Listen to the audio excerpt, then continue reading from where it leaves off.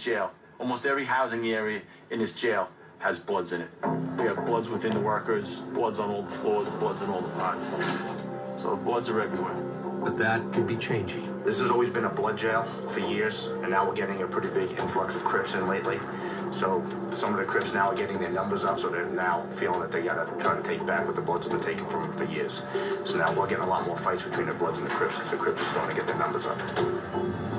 One of those Crips is Nicholas Cox, who violated parole on robbery and grand larceny convictions.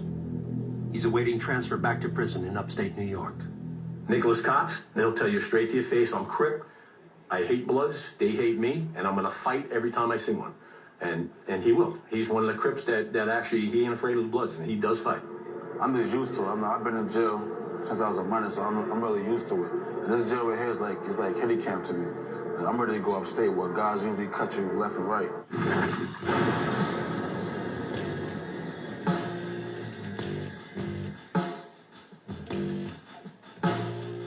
Are you unnumbered by the Bloods? Yeah, but to me, it really don't matter. Less is more. That's how I look at it. The jail surveillance camera captures Cox's willingness to battle Bloods. He jumps out of a line of inmates and blindsides a Blood member with a punch to the face before he is subdued by officers. Cox is immediately placed in disciplinary segregation, where he will be confined to a single-person cell most of the day, but he will still be exposed to Bloods. We don't have enough area to segregate them because there's Bloods throughout the jail. So no matter where I stick those Crips, if I stick them in another tier, there's going to be Bloods there. 24 hours after his arrival, Cox is allowed out of his cell. As he enters the common area, he is immediately attacked by a group of Bloods. About 0900 hours, we had an alarm go off on the 4th floor, which is a disciplinary segregation tier. We had 4 or 5 Bloods go after a Crip. The officers responded. They sprayed him with chemical agents. Officers are not permitted behind the bars until appropriate backup arrives. But they attempt to end the brawl with OC gas or pepper spray. Some inmates flee, but Cox and one other continue to battle.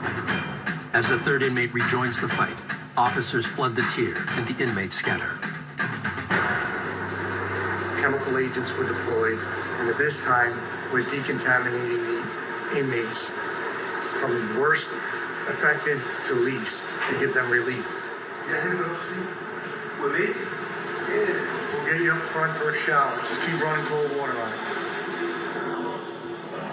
Have you been OC sprayed before? Yes, before, but this stuff right here is way worse than the other one.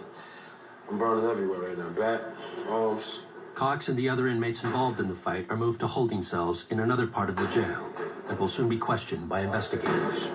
When you're on the streets and you go on the war, there's places to run. It's a bigger world. But when you're in jail, it's nowhere to run. You know what I'm saying? Cox is now next door to one of the Bloods he just fought, Clyde Ricks.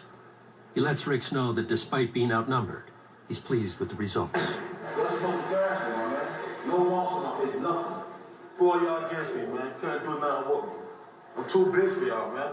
Eat your Wheaties.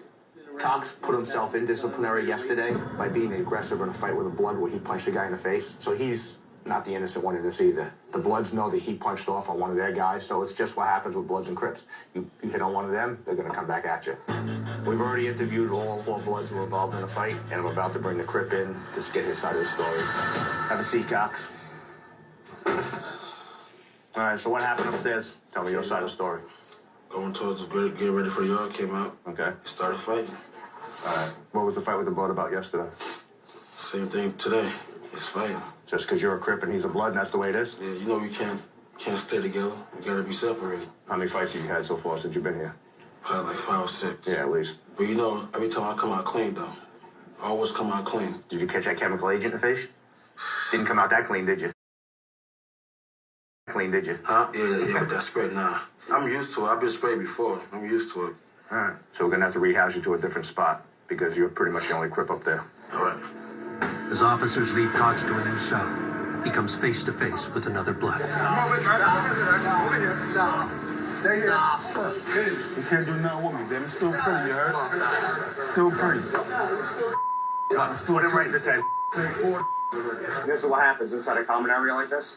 When you have an inmate walking one way and another guy going to a different spot, he was being escorted. They just met up here in the lobby, and that's where it can go off.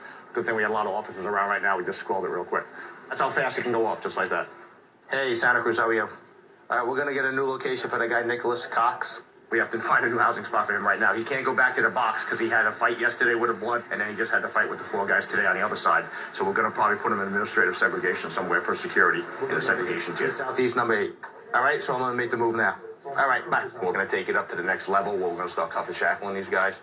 We're gonna identify who the guys are who are fighting, trying to keep it going. There's some Bloods and Crips who kind of just want to stay in the background. Those are the ones we're not gonna cuff and shackle. But the leaders, like a Cox, who said it's gonna be on every time he sees a Blood, he's gonna go and cuff and shackles. So I'm probably gonna put about 5 or 6 cuff and shackle orders out. Which now that means they're gonna be cuff and shackled everywhere they go, and they're gonna be escorted by the CERT guys. We'll send a message to them that we're not gonna tolerate what's going on inside the jail. Coming up, Nicholas Cox is housed next door to a 16-year-old Crip.